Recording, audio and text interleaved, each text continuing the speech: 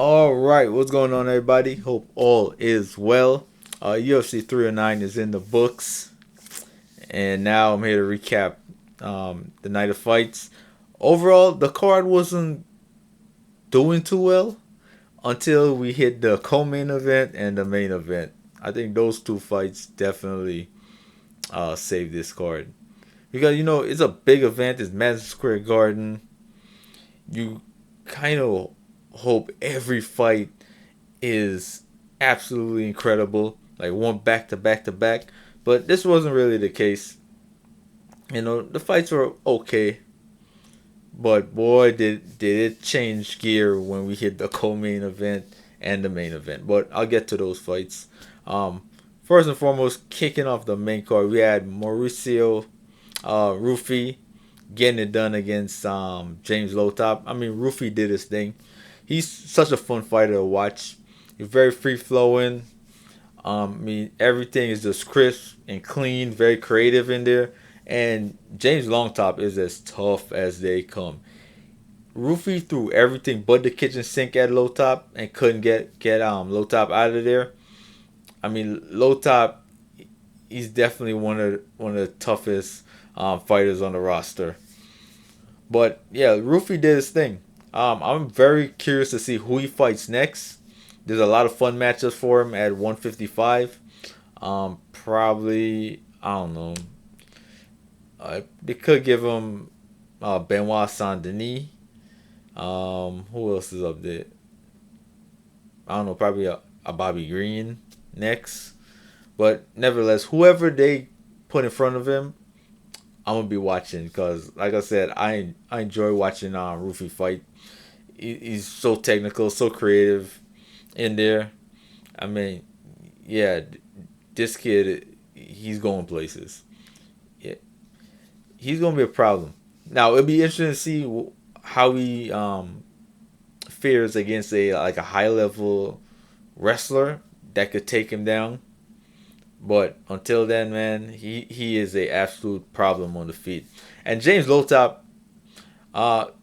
like I said, tough as they come, man. Always can comes to fight. Uh, he's gonna learn from this. He's gonna get better. But yeah, nevertheless, Rufy getting the job done via decision. And next up, Viviane Araujo getting the unanimous decision victory against Karine Silva. Now, Karine, this definitely gonna be a learning experience for Silva. That's the problem when you're so used to finishing your opponents early. She hasn't experienced a third round where she throws everything at her opponents in the first round, but they're still there. This is definitely gonna be a wake up call for her. And yeah, she hurt Viviane early in the first round. Had a dart stroke sunk in deep. Viviane, kudos to her for surviving. And then by third round, Karine Silva was gassed, and it's a bad sign when a fighter constantly just flops to their back to find a space to rest or catch their breath. It was just a bad look in that third round for Silva. But like I said, she's gonna learn from this. And Viviane showing her veteran experience. I mean, there's a reason why all her losses have come via decision. She's very tough to put away.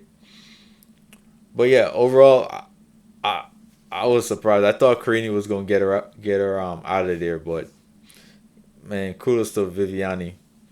You know, but like I said, Karini's gonna learn from this, and Viviane, put herself one step closer to a potential title shot.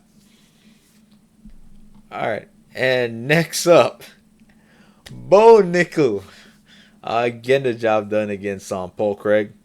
Now, Bo Nickel, I think it's time for him to slow down because this fight was boring. I almost fell asleep watching this fight, to be honest with you. He just got a Bo Nickel. He's got that that he's got all the talent in the world. I know there's a lot of pressure and anticipation um, on him, but he's just got to slow down and just pace himself. Now now that we've seen him against a savvy veteran like a Paul Craig, it's kind of lackluster performance. Granted, he won the fight, you know, but it doesn't look like he's going to fare too well against the upper echelon of the middleweight division. So I think he's got to slow down a tad bit and just gain more and more experience, and he's going to keep getting better and better. But definitely, he's going to be a future champion for sure. You just gotta, like I said, just slow down a little bit. Him versus Hamzat is out of the picture. I would love to see that fight. Hopefully, it happens one day, but that fight is not going to happen anytime soon. You put Bo Nickel against Hamzat next week. Hamzat's most likely going to mop the floor with Bo Nickel. He just doesn't have that experience yet. The talent is there. I get it, but he needs to gain more and more experience. Like I said, he's gonna keep getting better and better. But as of right now, you just slow down. Pace yourself, and he's gonna be fine. And Paul Craig, man, how does he make 185? He looked huge in there. And could you imagine if Paul Craig went to Thailand for a year, just took off, went to Thailand for a year, work on his striking, and then come back to the UFC, similar to how Khalil Roundtree did, went to Thailand and just came back a full-on Muay Thai fighter. Imagine that, because Paul Craig looked massive. His striking gets a little bit better. He's able to utilize his striking to get the fight to the ground. Use his striking, close that distance, get over under, pull guard, and then work his jiu-jitsu from there. Man, he will be a problem if he improves his striking.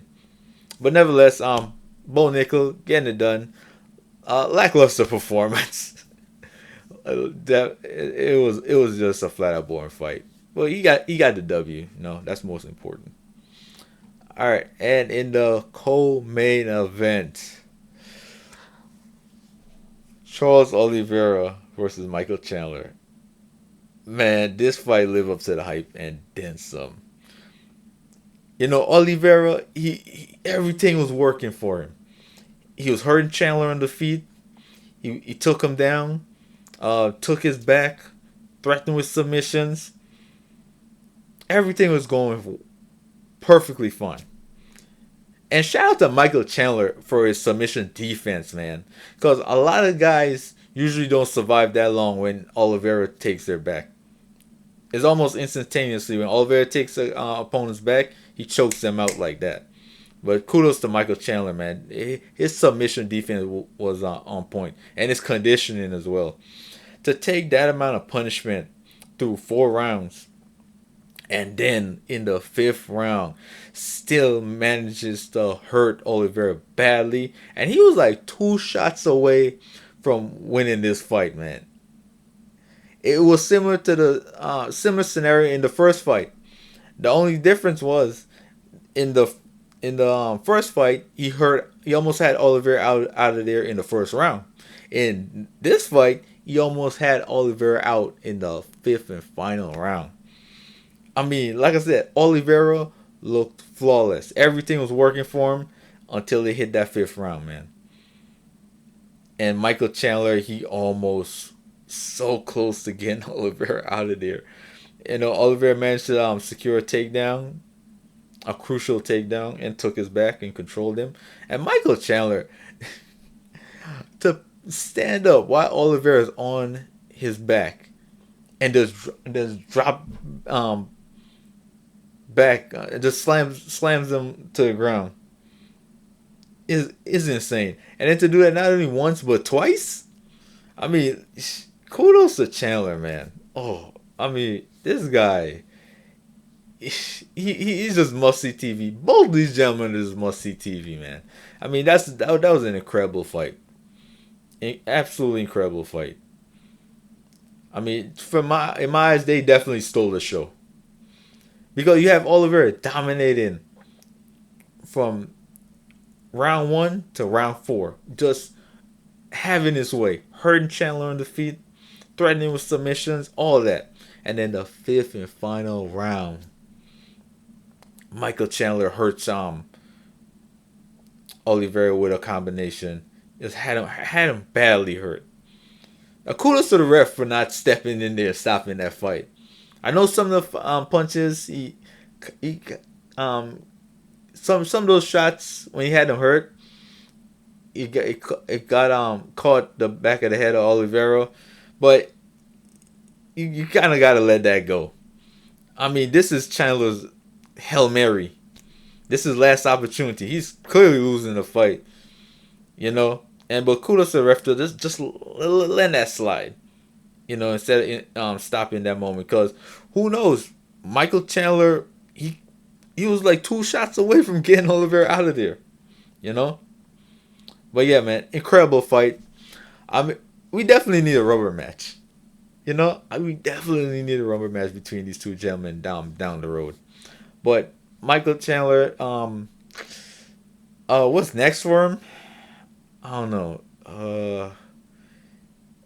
A Benoit Saint Denis maybe, or Hinata Moicano. That'll be a fun fight.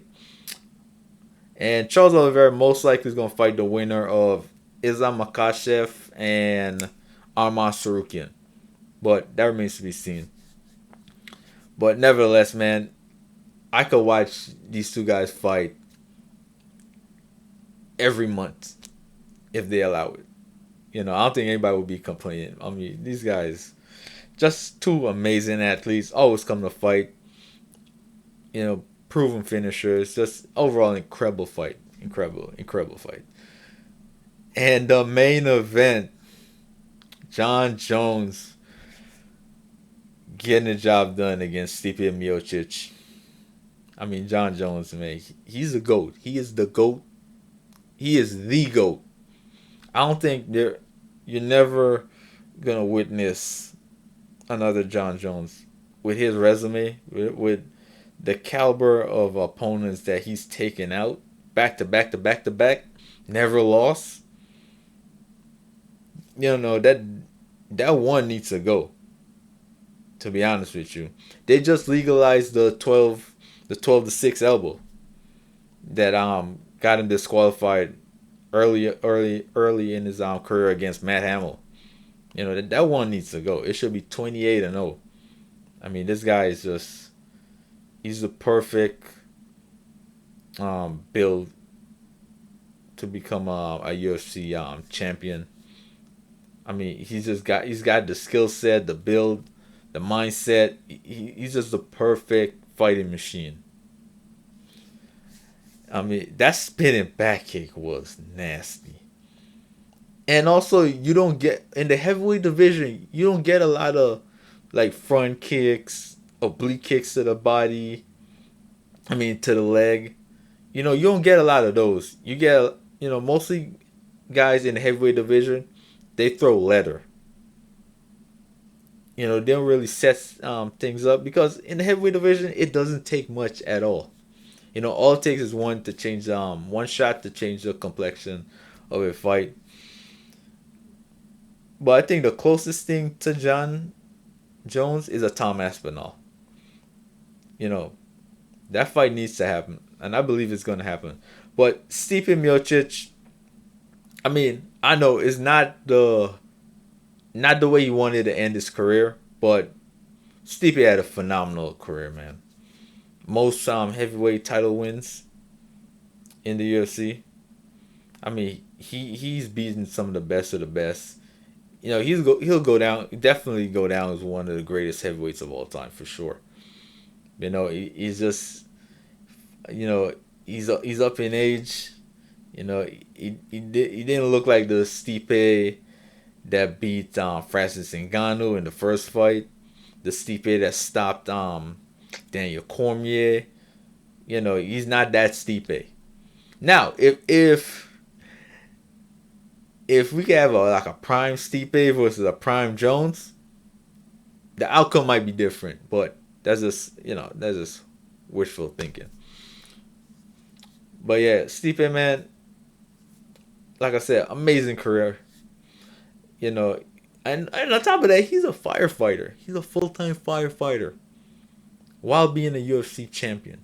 I mean that's unheard of, man.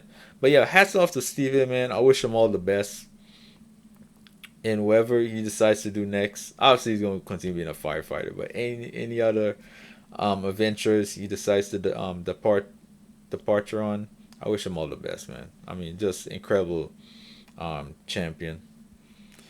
And Jon Jones, I think Tom Aspinall is next.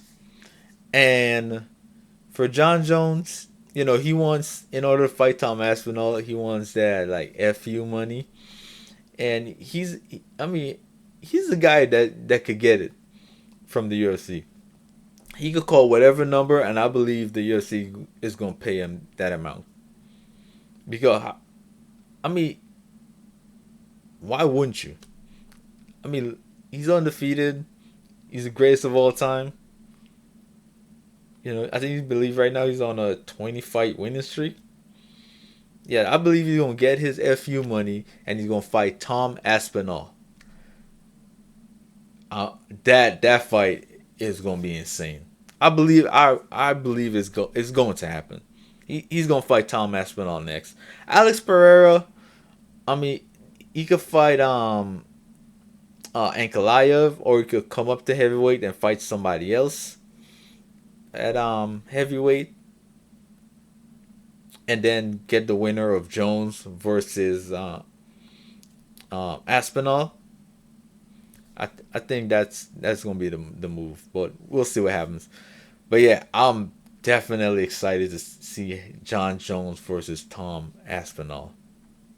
Oh yeah, back to the Stipe fight. That takedown, the way he tripped him, if I'm not mistaken, I believe it was that exact takedown he used against Matt Hamill. That outside trip, if I'm not mistaken. Yeah, but when he got when he got Stipe down to the ground and he held him down and he started raining down elbows, that in my eyes was the beginning of the end, because after that Stipe kind of froze up, and then John started working the body, which was just a very brilliant strategy. Instead of trying to knock out Stipe like via head kick or punch, just work his body, because Stipe is as tough as they come, man. And yeah, that spinning back kick was just picture perfect. I mean, and his celebration at the end of the fight with the Trump dance, that was a classic. But yeah, man, overall, UFC 309, I say definitely it lived up to the hype. The co-main event and the main event saved the main card. And also, hold on, let's see.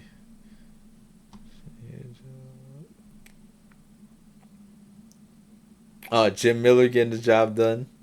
Still going strong. David Oyama. This was a fun fight. David Oyama and Roberto Romero. This kid is really, really good. Really, really good. I was impressed by his performance, man. He looked good. And he's not another example of the talent that's entering this sport. And you can look at the Dana White Contender Series. I mean, those guys that are coming over from the Contender Series, I mean, they're extremely well rounded. They're well conditioned, and they're just tough. They're durable. I mean, they're just overall just very well rounded. And this kid, I'm very I'll be looking to see who he fights next, man. He looked good against David Oyama. That was a fun fight.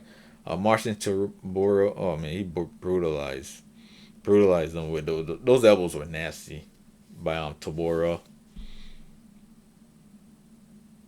Ramirez knocking out Mickey Gall. That was a sick knockout. Elliott knocking out Basil. Yeah. I didn't watch the Veronica Hardy fight. She lost. Yeah, I didn't watch this fight. Yeah, but overall, card was pretty solid. Like I said, the main event, co-main event, um, carried the main card for sure. But yeah, let me know in the comment section below what were your thoughts on the fights. Who you got? Who you think is gonna be fighting next? And oh yeah, like and subscribe.